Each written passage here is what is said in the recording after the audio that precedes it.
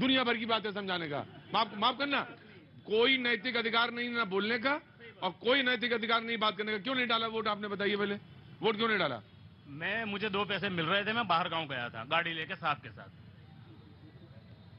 अब वो 600-700 रुपए मेरे बच्चे के पेट में जाएंगे जो मैं कमा के लाया हूँ वो।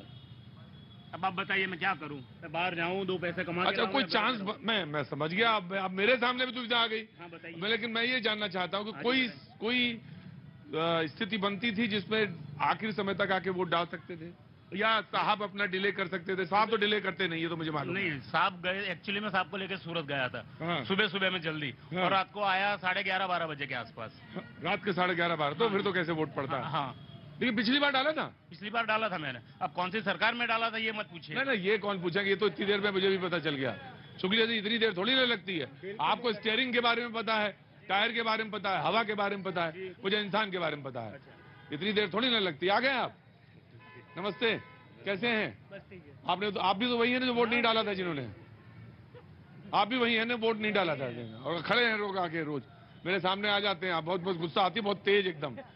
जी, कैसे हैं आप? बस बढ़िया सर। अच्छे हैं। क्या नाम है आपका? निपुण शाह। निपुण शाह जी, क्या काम करते हैं आप? इंश्योरेंस कंपनी में मैनेजर हूँ। इंश्योरेंस कंपनी में मैनेजर हूँ। इंश्योरेंस कंपनी में मैनेजर हैं। कुछ कहना चाहते हैं, कुछ बताना चाहते हैं, कुछ बोलना चाहते हैं? अभी भी बीजेपी ने अपनी तैयारियां शुरू कर दी हैं। 10 राज्यों में चुनाव होने हैं, 23 में तैयारियां अभी से शुरू हैं। उन्होंने कहा कि हमारा तो जो काम है वो इस तरह का है कि जब मैं यूपी का इलेक्शन चल रहा था तो गुजरात में भी हमारा फोकस था कि इलेक्शन होने हैं। तो ये प्रबंधन है, ये मैनेजमेंट है। अगले 10 से 10 राज्यों में बीजेपी ही आएगी। 10 में 10 आएगी। और यहाँ के जो आने वाला है, यहाँ पे तो बीजेपी भूपेंद्र भाई नरेंद्र मोदी का। और वहाँ हिमाचल में भी बीजेपी आएगी सर। अच्छा, और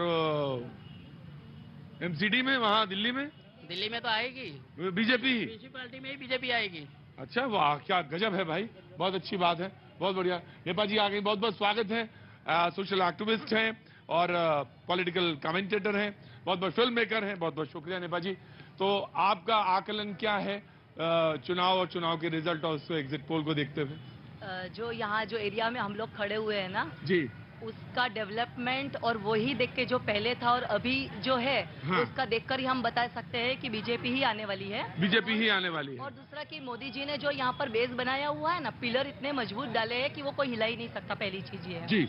और उनकी जो नीतियां हैं उस पर कोई भी काम करेगा तो उनको खाली फॉलो ही करना है। उन्होंने इतना 13 साल में, वो जब खुद थे तो उन्होंने 2001 से लेकर 14 तक जो काम किए हुए हर फील्ड में, हर चाहे वो वुमेन एंड चाइल्ड डेवलपमेंट हो, चाहे ये ब्यूटिफिकेशन शहर का हो, पहले कैसा था अभी कैसा है, रोजगार हो, सब चीज को लेके हर एक डिपार्टमेंट में उनका इतना मजबूत पकड़ उन्होंने बेस बनाया कि कोई भी आ जाए अगर उनको फॉलो करता है, उनकी नीति से फॉलो करता है तो वो ही जीतेगा, क्योंकि नीति बेस मजबूत है। इतना बेस जो बना दिया है, बेस जो बनाया है, वो उसकी वजह से जीतेंगे। जी जी, मैं आया। आपका स्वागत है, आम आदमी पार्टी से हैं आप। नाराज है? क्या हुआ? सो के उठ गया? गजब है भाई, अहमदाबाद भी मान गए। मैं मान गए अहमदाबाद को, बोले सो के उठ के अभी आ रहे हैं बस सीधे।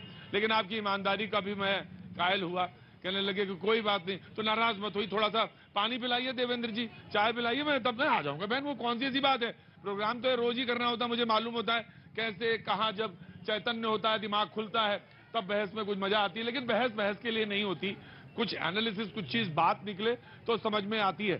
जी नमस्ते साहब। नमस्ते सर, कैसे हैं आप? एकदम बढ़िया सर। जनता जो होती है हमेशा चैतन्य रहती है, हमेशा। आप चाहे जब उठाइए, जब बात करिए, उसकी आंखें खुली होती हैं, क्योंकि उसको चुनना होता है, इसलिए वो चैतन्य होती है, हमेशा अलर्ट मोड में रहती है। नमस्ते, कैसी हैं आप? मैं अच्छा हूं और आज ये शो कर रहा हूं, लेकिन परसों फिर वापसी होगी मेरी दिल्ली, और बड़ा मजा आया मुझे। लगभग 1 महीना, सवा महीना मैं गुजरात घूमा, तो मुझे बड़ा अच्छा लगा। परसों तो सर सुबह हम आपके लिए नाश्ता लेके आने वाले हैं, आपने कहा था कल। हाँ, तो मैं परसों हूँ यहाँ पे, गुजरात में हूँ, परसों हूँ, परसों के बाद जाऊंगा, परसों के बाद जाऊंगा। हम ढोकला खिलाएंगे परसों आप। हाँ, ढोकला खाएंगे, हम बड़े आराम से ढोकला खाएंगे। बहन को जब चाय पिलाओ तब तक ढोकला खिलाओ, तब तक नींद खुले, उसके बाद काम करते हैं, बात करते हैं उनसे। जी मैं आ रहा हूँ बहन, नाराज ना हो, मैं ऐसा ही तरीका है मेरा, जब नींद खुल जाएगी आपकी पूरी तरह से मैं आ जाऊंगा। आ जाता हूँ। देवेंद्र जी कब को चाय दीजिए और मैं आता हूँ आपके पास, बातचीत। जी बहन, क्या नाम हो गया आपका? पायल ठक्कर। पायल जी, क्यों काम करती हैं या हाउस वाइफ? काम LIC का करती LIC का काम है। हाँ, मुझे मालूम था। साथ में बहुत अच्छा है, ये तो इससे अच्छा कोई काम ही नहीं हो सकता, दोनों लोग एक साथ काम करते हैं। आप क्या करते हैं साहब? केबल ऑपरेटर हूँ। केबल ऑपरेटर हैं आप, तो सारे चीजों, हमारी चीजों को ऊपर और नीचे। हाँ जी, आपसे ही जुड़ा हूँ। हाँ, हम ही से जुड़े हैं। आप चाहें तो हमें आसमान में, नहीं चाहें तो अर्श पे और फर्श पे 2 मिनट के अंदर। बहुत बहुत शुक्रिया साहब, आप आए हमारे शो में, बहुत अच्छा लगा मुझे। और कुछ कहना चाहते हैं? अहमदाबाद में आपका स्वागत है। बहुत बहुत शुक्रिया साहब, थैंक यू सो मच। मुझे बहुत अच्छा लगा ये शहर, यहाँ के लोग, यहाँ का खान पान, यहाँ की आबो हवा, गजब गजब। मैं